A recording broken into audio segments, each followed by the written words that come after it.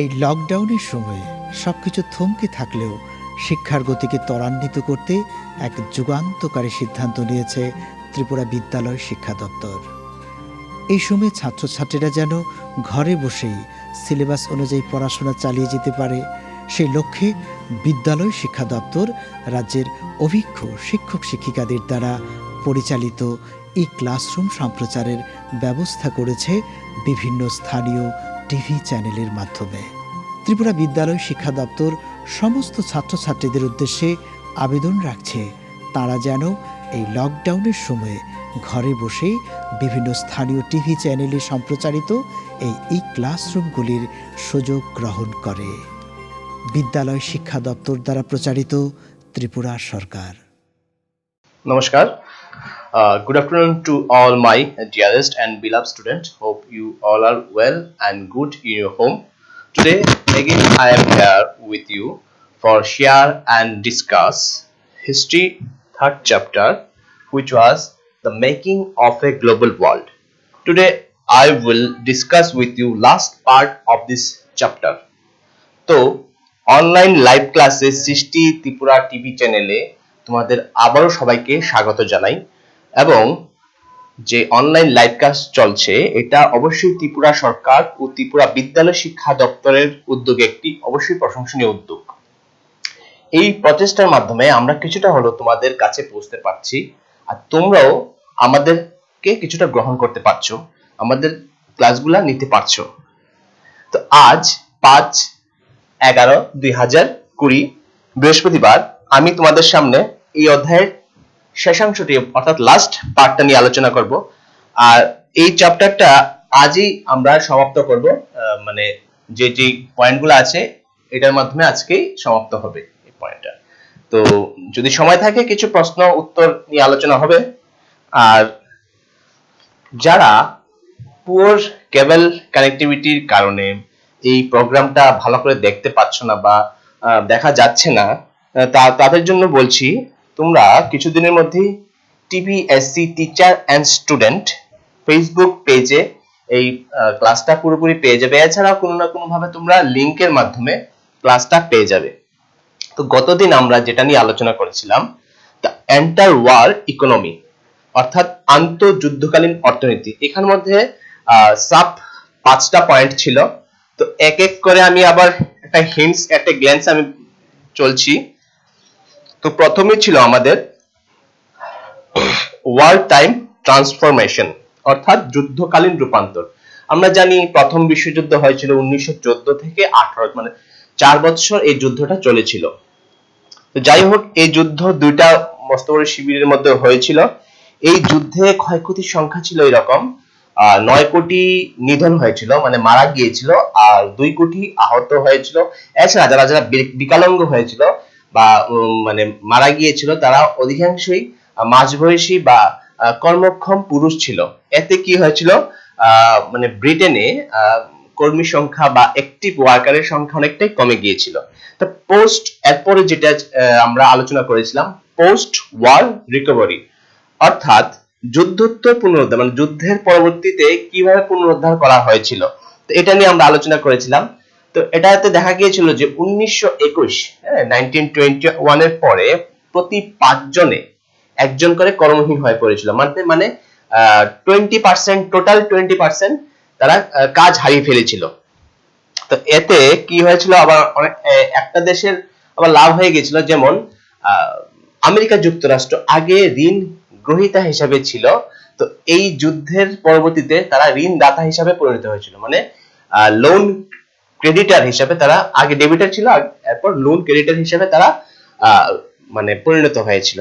এছাড়াও এখানে কি হয়েছিল, মানে ব্রিটেন একটা মানে যুদ্ধের সময় তাদের কিন্তু অর্থনৈতিক তুঙ্গে ছিল, কিন্তু যুদ্ধের পরবর্তীতে তারা মানে গম উৎপাদনও কিন্তু তারা বিশ্বের মধ্যে একটা সর্বাধিক স্থানে ছিল। কিন্তু যে যুদ্ধ শেষ হয়ে গেছে এই জায়গায় স্থান নিয়ে নিয়েছিল কানাডা, আমেরিকা, অস্ট্রেলিয়া, এই দেশগুলা স্থান নিয়ে নিয়েছিল।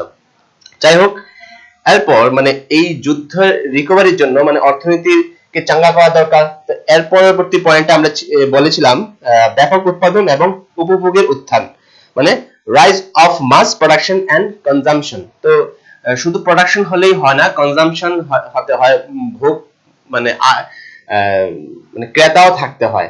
তো মানে মাস প্রোডাকশন যে করেছিল তার নাম আমরা অবশ্যই বলেছিলাম যে 1920 এর দশকে আমেরিকার অর্থনীতির একটি গুরুত্বপূর্ণ বৈশিষ্ট্য ছিল ব্যাপক উৎপাদন, মানে মাস প্রোডাকশন। তো সেই মাস প্রোডাকশনের যে পথিকৃৎ ছিলেন তার নাম ছিল হেনরি ফোর্ড। মানে আমরা ফোর্ড কোম্পানির গাড়ি অবশ্যই মার্কেটে দেখছি, বাজারে দেখছি, আমাদের ভারতে আছে, সব জায়গায় আছে। তো তিনি ব্যাপকভাবে মানে ফোর্ড কোম্পানির গাড়ি এতভাবে তারা মানে প্রডিউস করতে লাগলো যাতে করে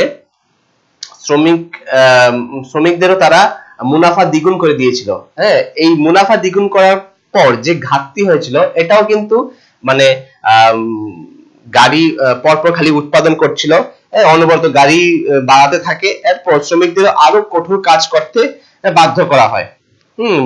যাই হোক, তার যে একটা পরিসংখ্যান ছিল 1919 সালে তার গাড়ির সংখ্যা ছিল 20 লক্ষ, আর এটা 10 বছরে গিয়ে বেড়ে দাঁড়ায়, মানে 1929-এ 50 লক্ষ গিয়ে দাঁড়ায় তার গাড়ির উৎপাদন বা প্রস্তুত। এছাড়া আমরা দেখেছিলাম ওই সময় মানুষ বিভিন্ন হাউস গুলা বা হাউসের যে আসবাবপত্র গুলা মানে ফার্নিচার গুলা, এগুলো কিন্তু মানে ঋণ নিয়ে বা যারা পুঁজিপতি বা যারা লগ্নি করে তারা কিন্তু এই টাকা ধার দিয়ে মানুষকে দিয়েছিল, মানুষও এগুলা আস্তে আস্তে পরিশোধ করেছিল। যেমনটা আমরা ইএমআই মোবাইল কেনার ক্ষেত্রে আমরা দেখি বর্তমানে মোবাইল ইএমআই মাধ্যমে কেনা যায়, গাড়িও কেনা যায়। যেমন ইএমআই এর ফুল ফর্ম কি? ইএমআই এর ফুল ফর্ম বলেছিলাম সেদিন, easy monthly installment. Easy monthly installment অর্থাৎ মাসে মাসে আমি টাকাটাকে আস্তে আস্তে কর্তন করতে পারবো। যাই হোক, আমরা এটা নিয়ে আলোচনা করেছিলাম। এরপরে ছিলাম দ্য গ্রেট ডিপ্রেশন, অর্থাৎ মহামন্দা। এখানে ডিপ্রেশন বলতে মানসিক অবসাদ না বা মানসিক স্বাস্থ্যের কথা নিয়ে আলোচনা করা হচ্ছে, এটা দেশের একটা মহামন্দা। তো একটা যুদ্ধের ফলে সব জায়গায় কিন্তু মানে আর্থিক ক্ষতি, সামাজিক, অর্থনৈতিক, রাজনৈতিক দিক থেকে অনেক দিক থেকেই মানে ক্ষতি বা মানে কি বলবো চেঞ্জেস আসে। তো ওই সময় মহামন্দা হয়েছিল 1929 থেকে 30-এর মধ্যভাগ পর্যন্ত। এই মহামন্দাটা মানে 29-এ শুরু হয় আর 30-এর মধ্যভাগ পর্যন্ত এটা স্থায়ী ছিল। আর এতে কি হয়েছিল, অধিকাংশ চাকরি, মানুষের আয় বা বিভিন্ন কোম্পানির পতন হয়েছিল, ব্যাংক পতন হয়েছিল। এছাড়া যে যে গুডস গুলা উৎপাদন হচ্ছিল ক্রেতার অভাবে সেগুলা পচতে থাকে।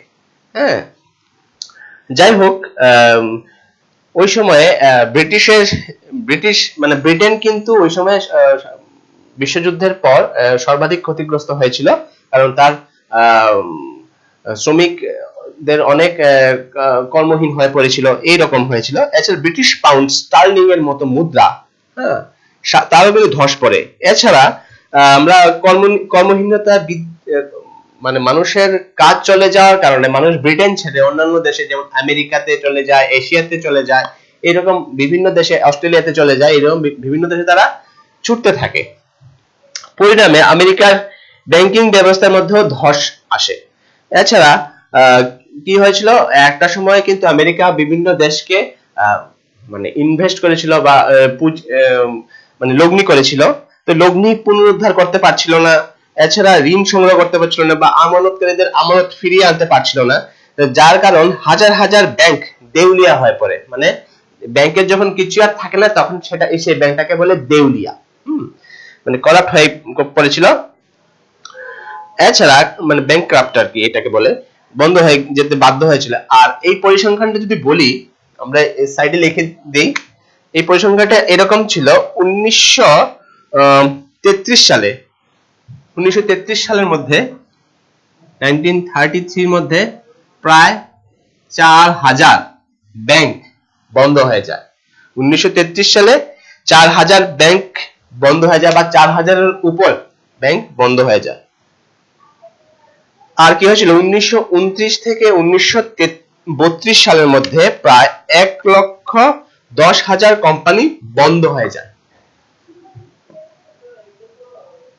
1929 থেকে 1932 এই সময়ের মধ্যে প্রায় 1,10,000 1,10,000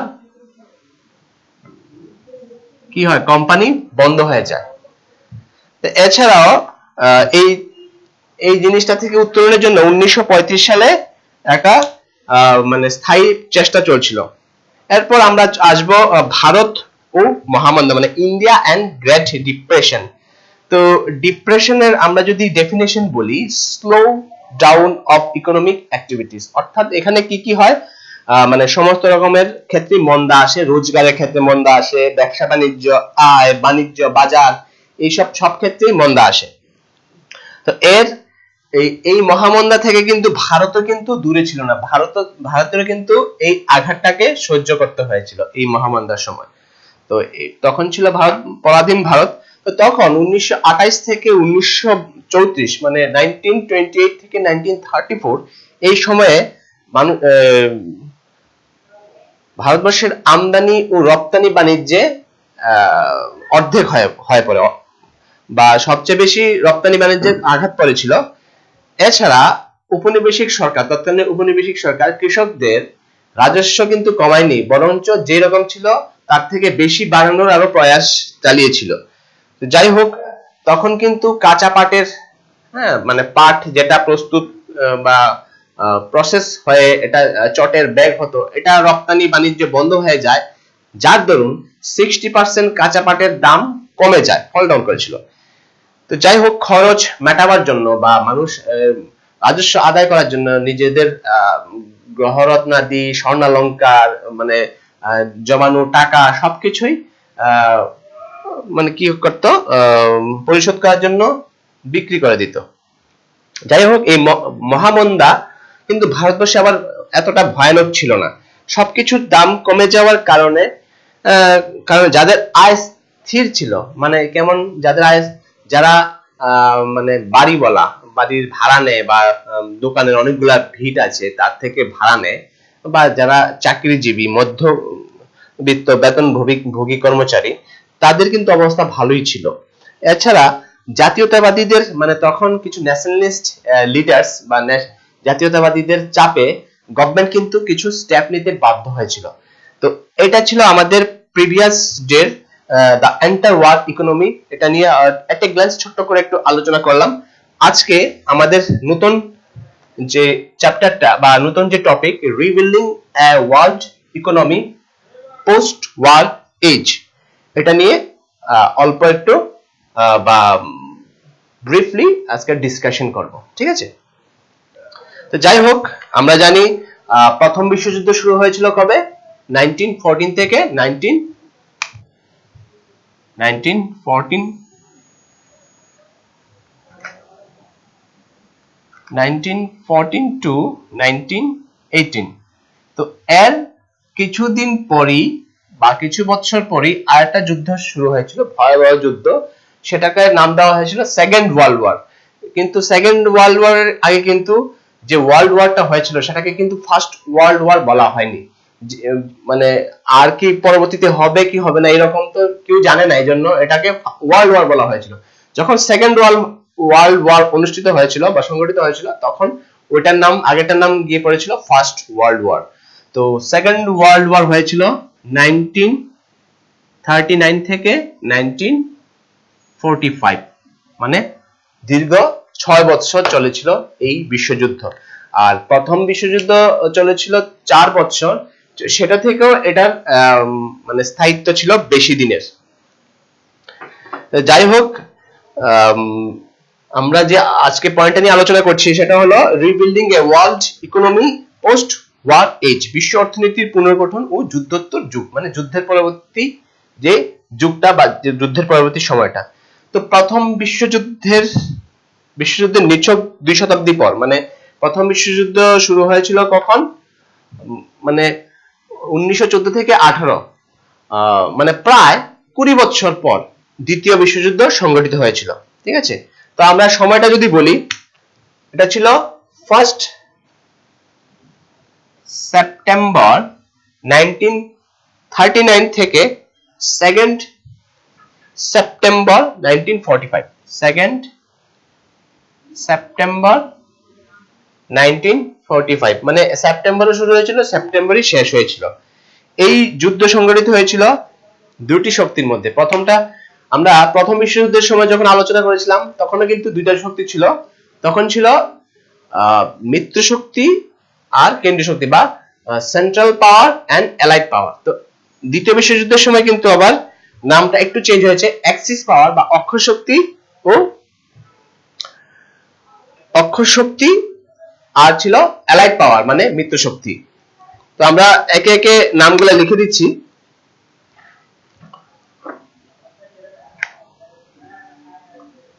তোমরা ডেটগুলা নোট করে রাখতে পারো। তো প্রথম বিশ্বযুদ্ধ মানে অক্ষ শক্তি, দ্বিতীয় বিশ্বযুদ্ধতে অক্ষ শক্তি মধ্যে কে কে ছিল, কোন কোন দেশ ছিল অক্ষ শক্তির মধ্যে? নাৎসি জার্মানি, জাপান এবং ইটালি। নাৎসি জার্মানি, জাপান ও ইটালি, এই দেশগুলোর মধ্যে প্রথম মানে দ্বিতীয় বিশ্বযুদ্ধের অক্ষ শক্তির দলে তারা ছিল। ঠিক আছে, এরপর আসবো মিত্র শক্তি। মিত্র শক্তির মধ্যে কারা কারা ছিল? মিত্র শক্তি, মিত্র শক্তির মধ্যে যদি বলি কোন কোন দেশ ছিল, ছিল ব্রিটেন, ফ্রান্স, সোভিয়েত রাশিয়া এবং আমেরিকা যুক্তরাষ্ট্র। ব্রিটেন, ফ্রান্স,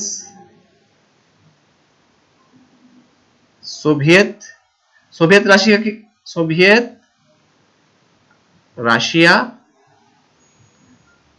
এবং আমেরিকা যুক্তরাষ্ট্র।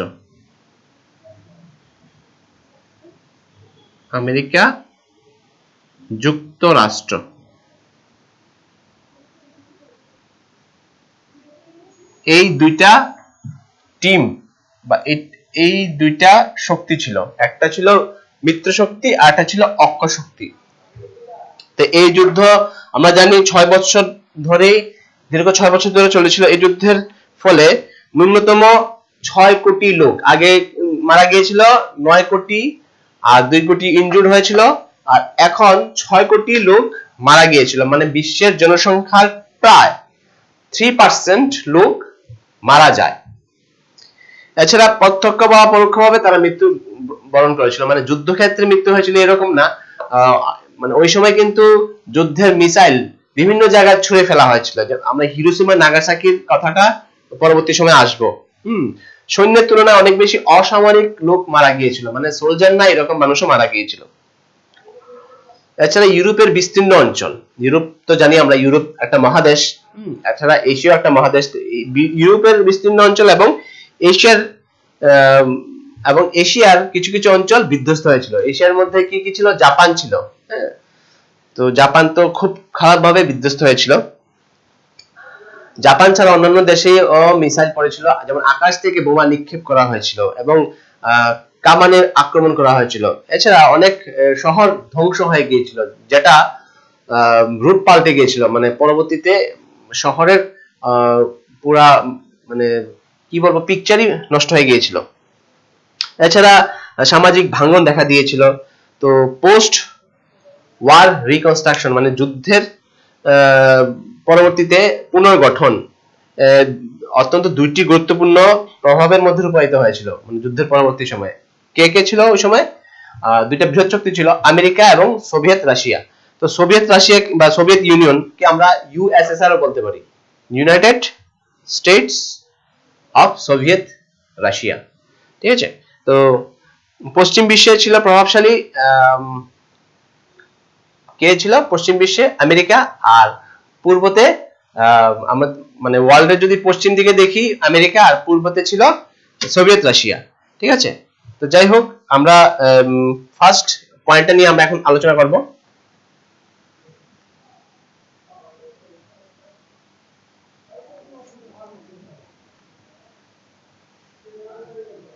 আমাদের ফার্স্ট পয়েন্টটা কি ছিল? আমাদের ফার্স্ট পয়েন্টে ছিল the post war settlement and the Bretton Wood institution, the post war settlement. Post war settlement মানে যুদ্ধের পরবর্তীতে বা যুদ্ধোত্তর বন্দোবস্ত, ঠিক আছে? আমরা এটা নিয়ে এখন আলোচনা করছি, আর বাকি সবগুলা এখন মুছে দিই, ঠিক আছে? বাকি সবগুলা মুছে দেই, সব তো জানাই আছে কি কি নিয়ে আলোচনা হচ্ছে। The post war settlement and the Bretton Woods institution. তো যুদ্ধোত্তর বন্দোবস্ত, তো আমরা পোস্ট ওয়ার সেটেলমেন্ট এতটুকু নিয়ে এখন প্রথমে আলোচনা করব, ঠিক আছে? এরপর আমরা দ্য ব্রিটেন উডস ইনস্টিটিউশন এটা কি এটা নিয়ে আলোচনা করব। একদম মজার জিনিস আছে এখানে, হ্যাঁ, একটু ধৈর্য ধরে শুনতে হবে জাস্ট। তো দ্বিতীয় বিশ্বযুদ্ধটি ছিল পূর্ববর্তী যুদ্ধ থেকে একটু ভিন্ন, কারণ ওইখানে কিন্তু যুদ্ধক্ষেত্রে মারা গিয়েছিল এরকম না, যুদ্ধের বাইরে অনেকে লোক মারা গিয়েছিল। আকাশ থেকে বোমা নিক্ষেপ করা হয়েছিল। আমরা উদাহরণস্বরূপ বলতে পারি আমেরিকা ওই সময় হিরোশিমা ও নাগাসাকিতে বোমা নিক্ষেপ করেছিল। হিরোশিমাতে বোমা নিক্ষেপ করেছিল 6th অগাস্ট। 6th অগাস্ট কোথায় নিক্ষেপ করেছিল? হিরোশিমাতে।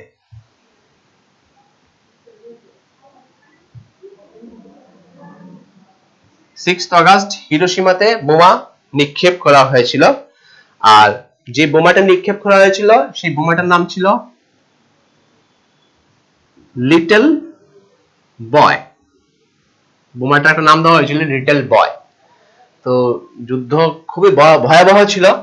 তো এর ঠিক 3 দিন পরে নাগাসাকিতে, মানে জাপানেরই আরেকটা শহর নাগাসাকি, হ্যাঁ, 9th অগাস্ট, 3 দিন পর নাগাসাকিতে আরেকটা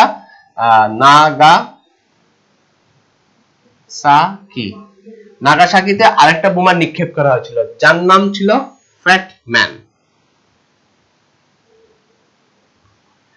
এই দুইটা ভয়াবহ বোমা নিক্ষেপ করা হয়েছিল, অ্যাটমিক বোম নিক্ষেপ করা হয়েছিল উপর থেকে, যার ফলে তোমরা যদি ছবিটা দেখো, যার ফলে অনেকক্ষণ, মানে প্রায় 5 মিনিটের মতো আকাশটা একটা মাশরুমের শেপ নিয়ে নিয়েছিল, মানে এরকম উঠে এরকম মাশরুমের মতো হয়ে গিয়েছিল। তোমরা যদি ছবিটা দেখো, এটা ইন্টারনেটে পাবে বা বিভিন্ন বইয়ে এটা ছবিটা আছে। মাশরুমের শেপ একটা নিয়ে নিয়েছিল। মাশরুম আমরা দেখি, মাশরুমের একটা ব্যাঙের ছাতার মতো এরকম একটা শেপ নিয়ে নিয়েছিল। তো এই বোম্বিং এ আহত ও নিহতের পরিমাণ ছিল 1.5 লক্ষ। হিরোশিমাতেই হয়েছিল 1.5 লক্ষ আহত ও নিহত মিলে, ঠিক আছে? আর নাগাসাকিতে 75,000।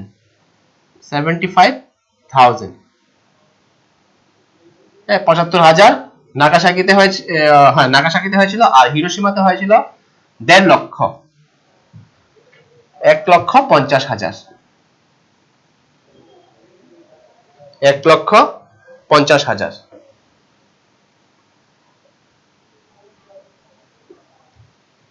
তো এইটা ছিল হিরোশিমা ও নাগাসাকির ঘটনা। তো এই যুদ্ধটা ছিল খুবই বিধ্বংসী। এই যুদ্ধের কি হয়েছিল, দুইটা ইম্পর্টেন্ট ফ্যাক্টর উঠে এসেছিল। কি কি? প্রথম বিশ্বযুদ্ধের পর দ্বিতীয় বিশ্বযুদ্ধ যেটা হয়েছিল, সেখানে আমেরিকা একটা বিশ্বের মধ্যে একটা প্রভাবশালী শক্তি হিসেবে উঠে আসে। তো এই দেশটি দ্বিতীয় বিশ্বযুদ্ধের পর পুরো বিশ্বের মধ্যে প্রভাবশালী অর্থনৈতিক, রাজনৈতিক এবং সামরিক শক্তি হিসেবে আবির্ভাব হয়। শুধু অর্থনৈতিক না, তাদের কিন্তু সোলজার ক্যাপাসিটিও কিন্তু এখন পৃথিবীর মধ্যে তাবড়। এছাড়া তারা রাজনৈতিক দিক থেকেও কিন্তু খুব চতুর, আর অর্থনৈতিক এস্টাবলিশমেন্ট ওয়েল এস্টাবলিশড। তো এটা ছিল, আমরা হিরোশিমা নাগাসাকির কথাটা হয়ে গেছে, এটা আশা করি তুমি নোট করে নিয়েছো। তো আমরা যদি দেখি পৃথিবীর ওয়ার্ল্ডের মধ্যে একটা ছিল ওয়েস্ট পাওয়ার, আর একটা ছিল ইস্ট পাওয়ার। তো ওয়েস্ট পাওয়ারে ছিল আমেরিকা, আর ইস্ট পাওয়ারে ছিল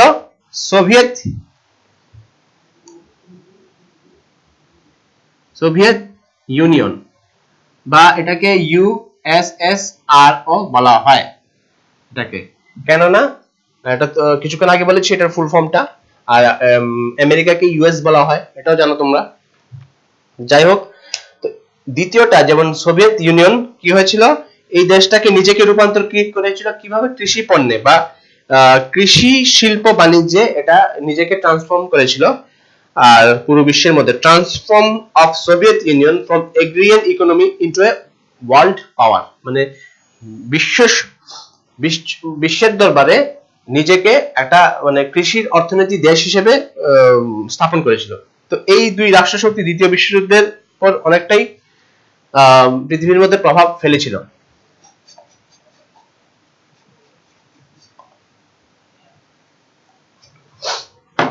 তো তৎকালীন যে বিশ্ব নেতৃবৃন্দ বা ওয়ার্ল্ড লিডার্সগণ তারা এই যে যুদ্ধকালীন যে পরিস্থিতি হয়েছিল, যুদ্ধের পরবর্তীতে কি হবে তার পরিস্থিতি নিয়ে চিন্তিত ছিল।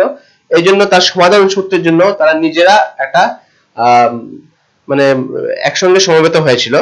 তো একটা আসলে এই যে যুদ্ধ হয়েছিল তারপর স্বাভাবিক পরিস্থিতি কিভাবে আসা যাবে তারা মূলত দুটি জিনিসের উপর আলোকপাত করেছিল, যেমন preservation of economic stability and full employment in the industrial world.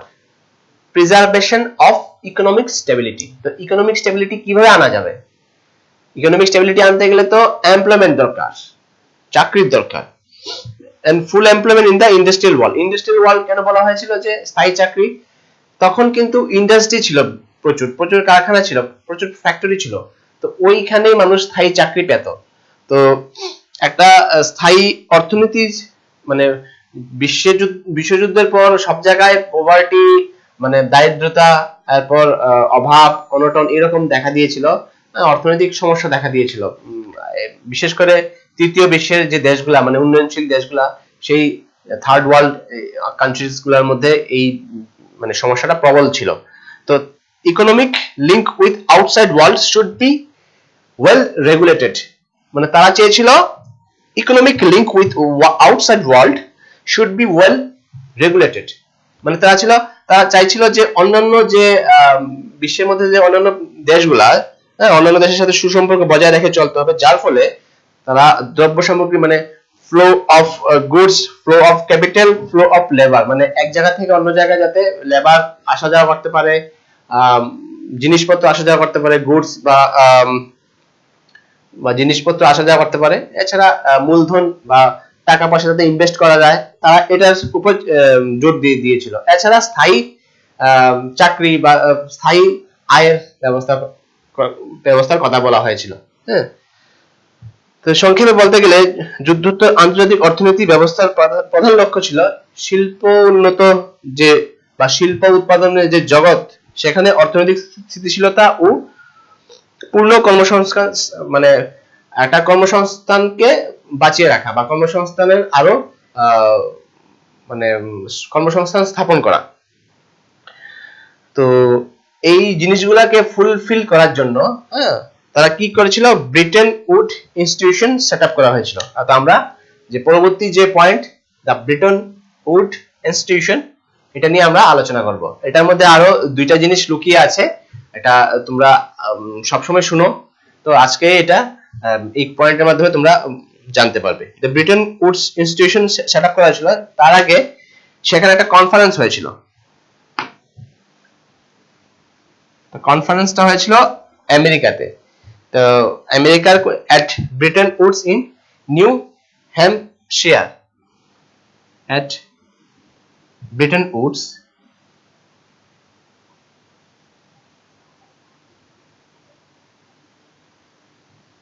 কোন জায়গায় হয়েছিল, ব্রিটেন উডস ইন নিউ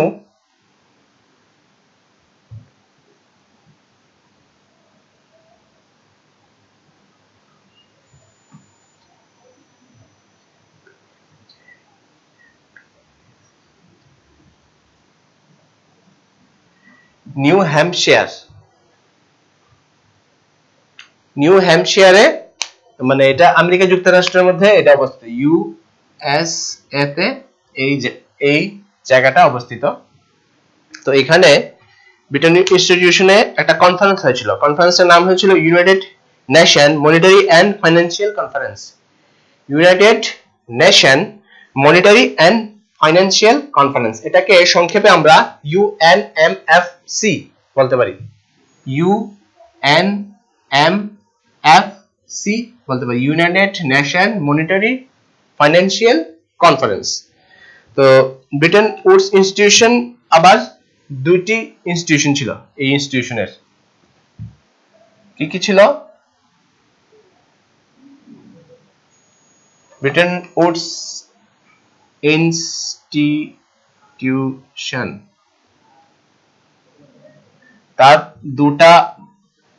তার থেকে জন্ম নিয়েছিল দুটা ইনস্টিটিউশন বা দুইটা সংস্থার নাম ছিল আইএমএফ, যেটার নাম বলছিলাম এটা তোমরা সবাই জানো, আইএমএফ আর ওয়ার্ল্ড ব্যাংক। যে যুদ্ধোত্তর পরিস্থিতি যে হয়েছিল, যুদ্ধের পরবর্তী পরিস্থিতিকে সমাধান করার জন্য, তাত্ত্বিক উত্তরণের জন্য আমেরিকা যুক্তরাষ্ট্রের ব্রিটেন উডসে আইএমএফ আর ওয়ার্ল্ড ব্যাংকের জন্ম নিয়েছিল। তো আইএমএফ এর কাজ কি ছিল বা আইএমএফ এর ফুল নাম কি? International monetary fund. তো এখানে কি কি কাজ করা হয়? এখানে কাজ করা হয় সিকিউর ফাইন্যান্সিয়াল স্টেবিলিটি, হ্যাঁ, মানে অর্থনীতির স্থিতিশীলতা নিশ্চিত করার জন্য এখানে কাজ করা হয়। এছাড়া রিডিউস পভার্টি, দারিদ্রতা দূরীকরণের জন্য কাজ করা হয় এখানে। এছাড়া ইকোনমিক গ্রোথ, অর্থনীতি কিভাবে আয় হবে, অর্থনৈতিক বৃদ্ধি কিভাবে হবে, গ্রোথ কিভাবে হবে তার জন্য কাজ করা হয়। প্রমোট হাই এমপ্লয়মেন্ট রেট, মানে কিভাবে কর্মসংস্থান বাড়ানো যাবে তার জন্য আইএমএফ কাজ করে। এছাড়া এই দেশে 100 মানে এই যে সংস্থাটার মধ্যে 190টি দেশ অন্তর্ভুক্ত ছিল, ঠিক আছে। আর এছাড়া আরো যদি বলি আইএমএফ এটা ছিল বিভিন্ন দেশে দেখবে অনেক সময় বাণিজ্যে অনেক সময় অনেকে লাভ পায়, অনেকে লস হয়, তো এটার মধ্যে একটা ব্যালেন্স করার জন্য আইএমএফ কাজ করত। এছাড়া আইএমএফ এস্টাবলিশ করা হয়েছিল এই কাজগুলোর জন্য, হ্যাঁ, ইন্টারন্যাশনাল মনিটারি ফান্ড। তো আমরা যদি আবার ওয়ার্ল্ড ব্যাংকের কথা বলি, বিশ্ব ব্যাংক বলি এটাকে, তো এর কাজ ছিল যুদ্ধোত্তর পুনর্নির্মাণে, মানে যুদ্ধের পরবর্তীতে পুনর্নির্মাণে আর্থিক সহযোগিতার উদ্দেশ্যে পুনর্নির্মাণ এবং উন্নয়ন করা। এছাড়া তারা কি করতো, ওয়ার্ল্ড ব্যাংক যেমন কোনো দেশ যদি ঋণে ডুবে যায় বা কোনো দেশ চলতে পারছে না, সেই দেশকে সহযোগিতা করা হলো ওয়ার্ল্ড ব্যাংকের দায়িত্ব বা ওয়ার্ল্ড ব্যাংক করে থাকে। Provide loans middle income countries, মানে মধ্যবিত্ত বা মধ্যসত্ত্ব যে কান্ট্রিগুলো আছে, যে দেশগুলো আছে, সেখানে আইএমএফ লোন দিয়ে থাকে। তো এটা তো আইএমএফ ওয়ার্ল্ড ব্যাংকে ব্রিটেন উডস ইনস্টিটিউশনের বা কখনো কখনো ব্রিটেন উডস টুইন্সও বলা হয়, যেহেতু মানে ব্রিটেন উডস যমজ বলা হয়, যেহেতু ব্রিটেন উডস থেকে এই দুটার জন্ম, এই জন্য ব্রিটেন উডস টুইন্সও বলা হয়, ঠিক আছে। দুইটার কাজও প্রায় একই রকম কিছুটা। তো এই কারণে দুইটি প্রতিষ্ঠানেরকেই মানে উৎপত্তি এই ব্রিটেন উডস থেকেই। তো এই ব্রিটেন উডস এর যে আরো ইনস্টিটিউশন, মানে যে দুইটা ইনস্টিটিউশন আইএমএফ ও ওয়ার্ল্ড ব্যাংক, এদের কাজ শুরু হয়েছিল 1947 আর তারপর থেকে। প্রতিষ্ঠানগুলোর সিদ্ধান্ত গ্রহণ প্রক্রিয়া প্রধান দেশগুলির উপর তাই কন্ট্রোল করতো তার সিদ্ধান্তগুলোকে।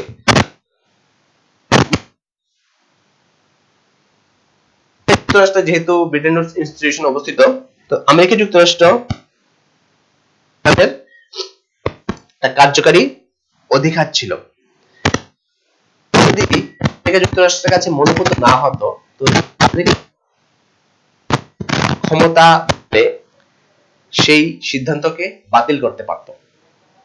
এছাড়া Britain Woods system was based on rate. Britain Woods system fixed exchange rate of এটা নিয়ে আসছি আমরা, কিন্তু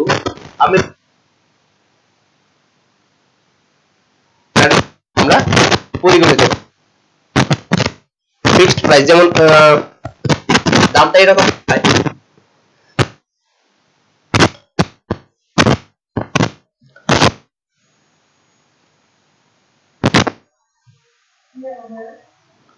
স্বর্ণের দাম প্রতি আউন্সে $35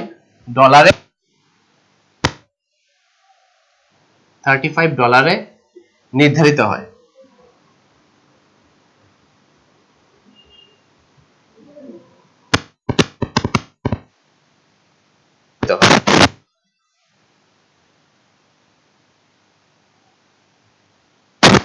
করা হয়। হ্যাঁ, উদাহরণস্বরূপ যদি বলি $1 এই যদি আমরা যদি ভারতীয় মুদ্রায় বলি,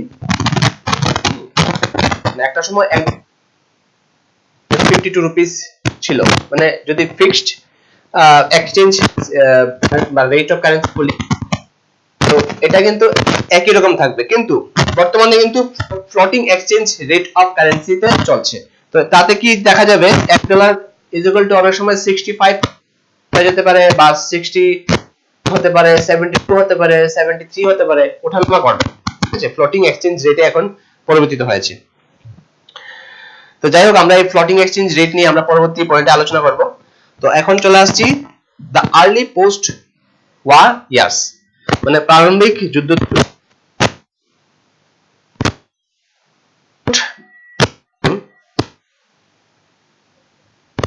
প্রথমটা মুছে নেই, আমরা আমাদের প্রথমটা হয়ে গেছে। ঠিক আছে, এখন আসছি আমরা দ্য আর্লি, অর্থাৎ যুদ্ধোত্তর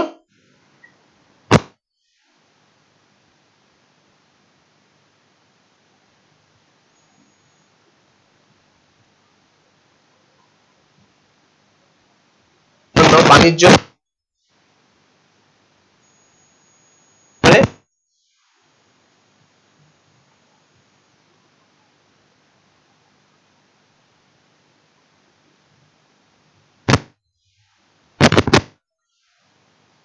আয় কিরকম হয়ে গেছিল,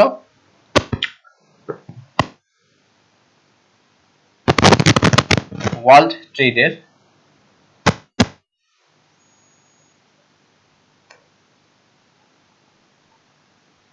আয় 8%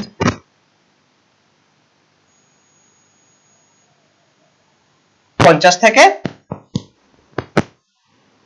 1970।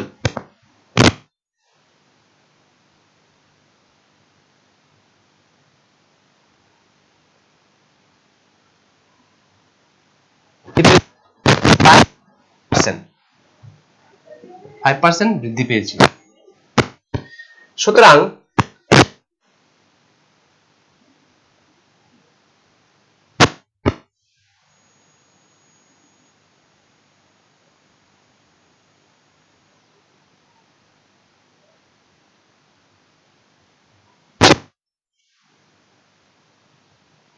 শিল্প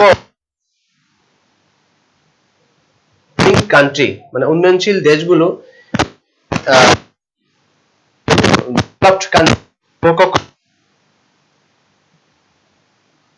হাই কোয়ালিটির টেকনোলজি শিল্প উৎপাদনের জন্য তারা বিরাট পুঁজি লাগিয়ে রেখেছিল বা আমদানি করেছিল। তো এরপর আসছি আমরা আমাদের দা আর্লি পোস্ট ওয়ার, আসছি আমরা decolonization and independence. Decolonization and independence,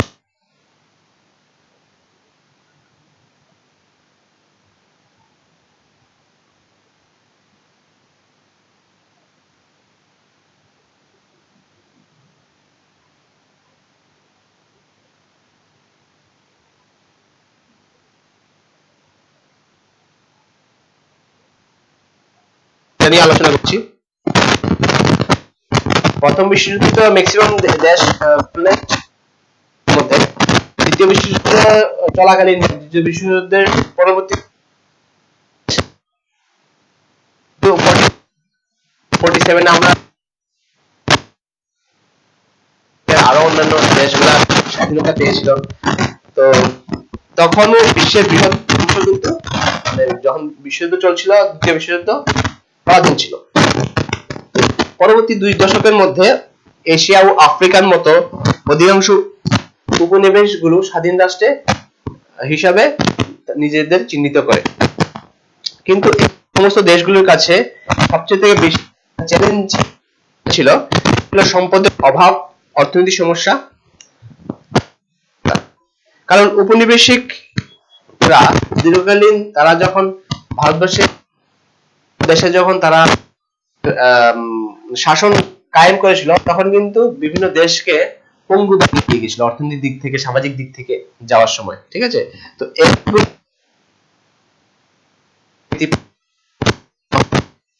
project স্থাপন করা হয়েছিল, এর মাধ্যমে আমরা আজকে 70 পরে একটা জায়গায় ইকোনমিক স্টেবিলিটিতে আছি। তো এরকম বিভিন্ন দেশগুলোকে তারা সময় শিল্প সমৃদ্ধ দেশগুলোর আর্থিক প্রয়োজন মেটাবার জন্য আইএমএফ এবং ব্যাংক গঠিত, মানে ইন্ডিয়ালাইজড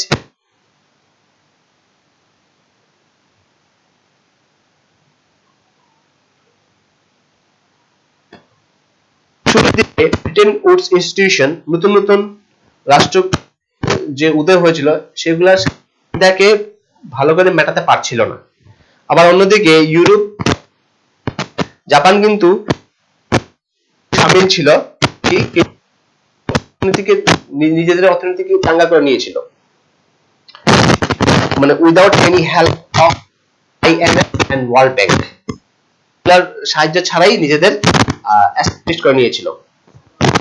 আবার এই আইএমএফ এবং ওয়ার্ল্ড ব্যাংক পশ্চিমী শক্তি বা যে কলোনাইজ পাওয়ার,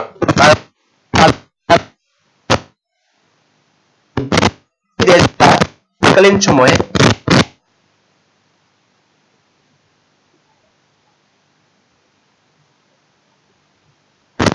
যে এই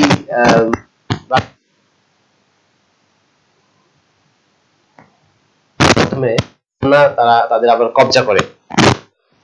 তো এই জন্য 1950 থেকে 60-এর দশক চলছিল, হ্যাঁ, সেভাবে উন্নয়নশীল বা ডেভেলপিং কান্ট্রিগুলো তার কিন্তু সুবিধা নেয়নি বা নিতে পারেনি। হ্যাঁ, তাদের এই ভাবে মেটাবার জন্য বা তাদেরকে আরো এই থার্ড ওয়ার্ল্ড কান্ট্রিগুলা বা উন্নয়নশীল দেশ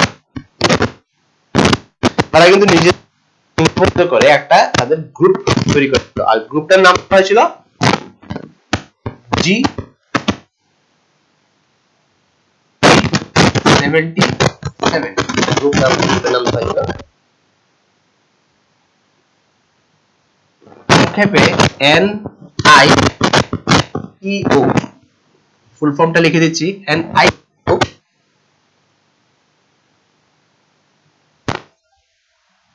নিউ ইন্টারন্যাশনাল ইকোনমিক অর্ডার।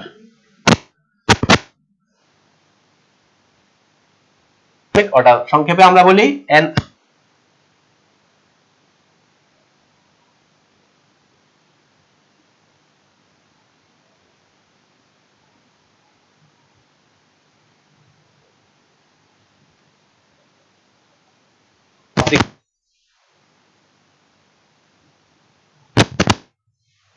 সম্পত্তি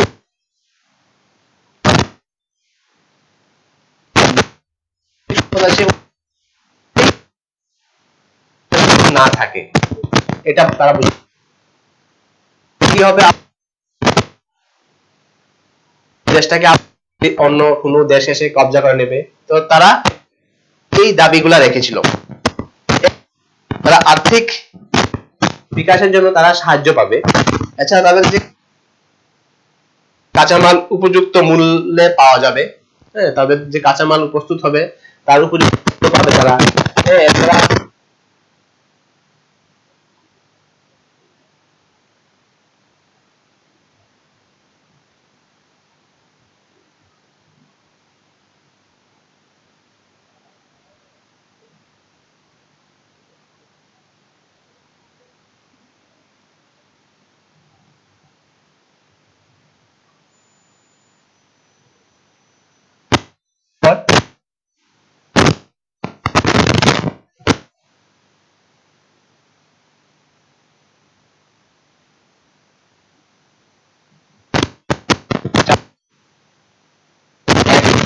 হয়ে গেছে। এখন 4 নম্বর পয়েন্টটা কি?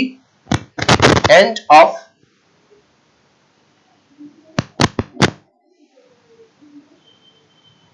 Britain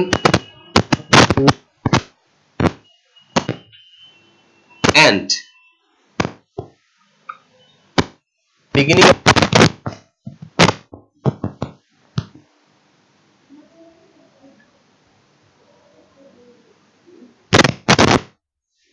globalization.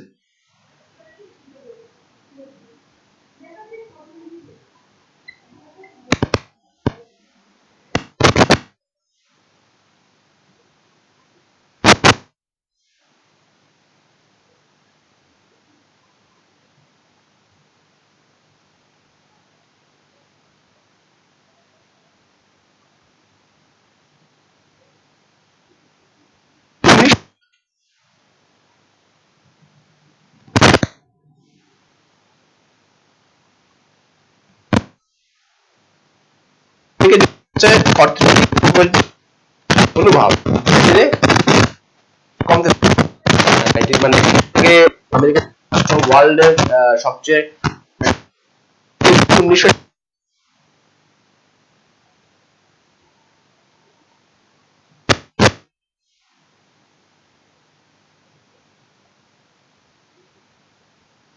করতে থাকে বা আস্তে আস্তে দ্রুত হতে থাকে।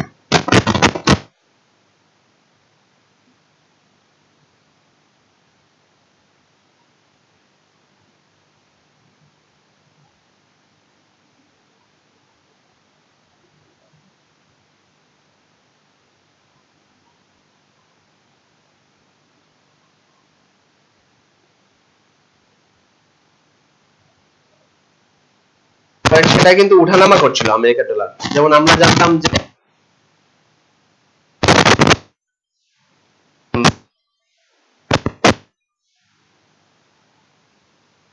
স্বর্ণের করা হয়েছে, ঠিক আছে, তো ডলার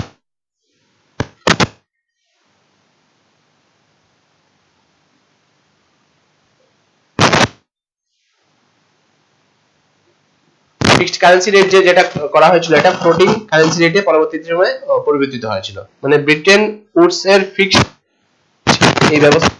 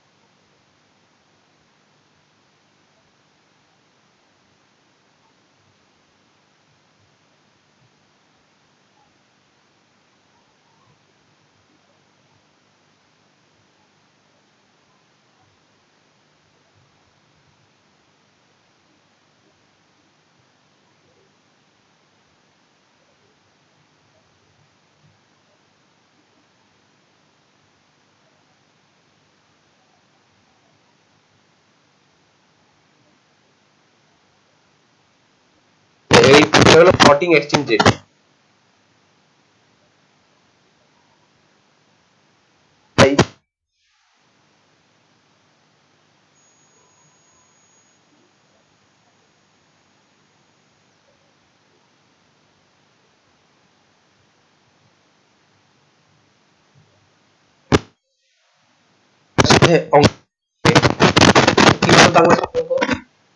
তারা যদি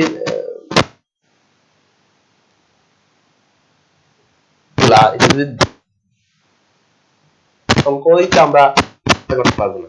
এরকম ইতিহাসের সাথে জিওগ্রাফি থাকে, ইতিহাসের যেমন সাথে যেমন রাতে আজকে যেমন ইকোনমি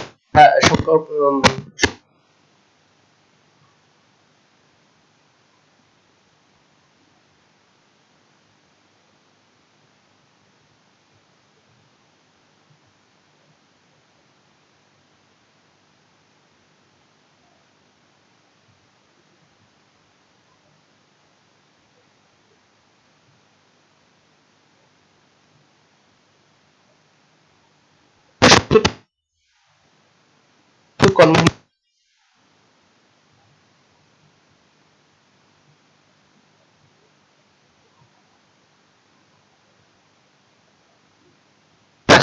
তাদের কিন্তু এই আঘাতটাকে সহ্য করতে হয়েছিল 1970-এর দশক থেকে।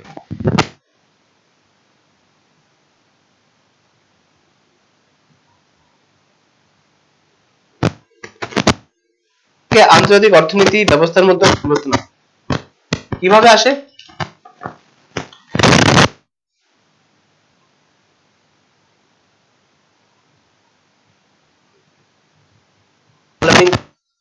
ইন্ডিয়া, চায়না,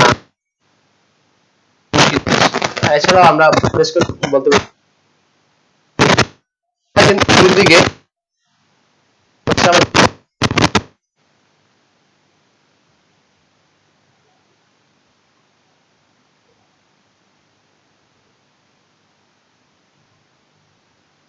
পরবর্তীতে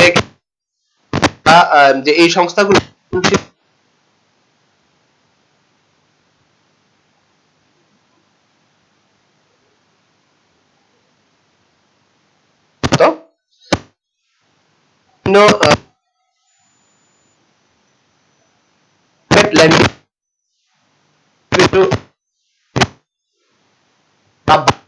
তাদের থেকে ঋণ নেওয়ার জন্য। এতে কি বহু উন্নয়নশীল দেশ মানে ফলস্বরূপ প্রচুর ঋণ ডুবে যায়।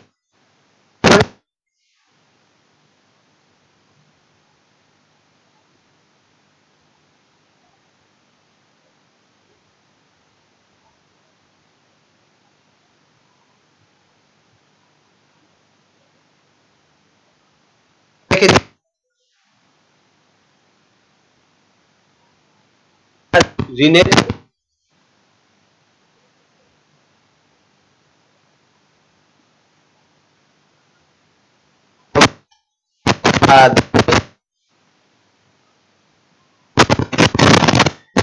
উদাহরণস্বরূপ আমরা আমেরিকার দেশসমূহ মানে ল্যাটিন আমেরিকা, আফ্রিকার বিভিন্ন দেশসমূহের কথা বলতে পারি। আফ্রিকার দেশ যে বিভিন্ন দেশ তার অবস্থা সেই সময় শোচনীয় হয়েছিল। এছাড়া ল্যাটিন আমেরিকার কথা বলতে পারি। তো আমরা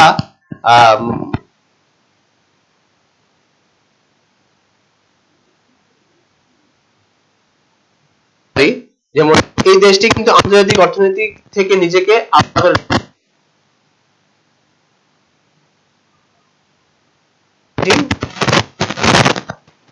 49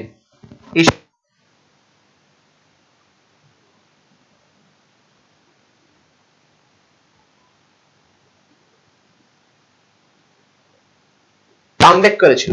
মানে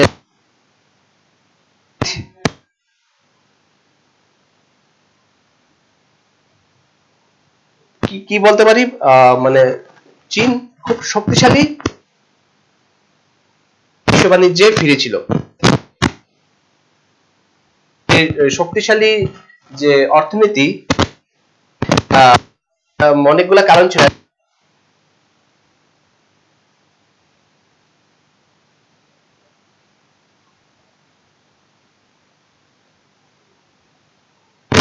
নগণ্য বা সবচেয়ে কম শরীর ভেঙে পড়লে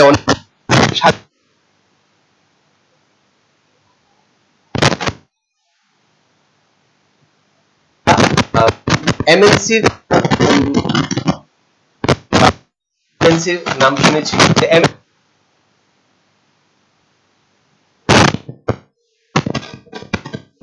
মাল্টি ন্যাশনাল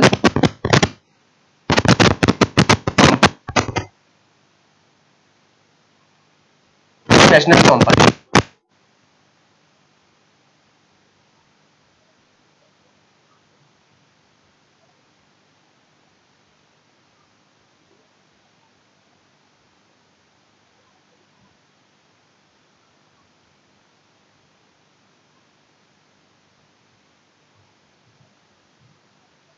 তুলনা করি ওইখানে কিন্তু মানে লেবার কস্ট হিউজ।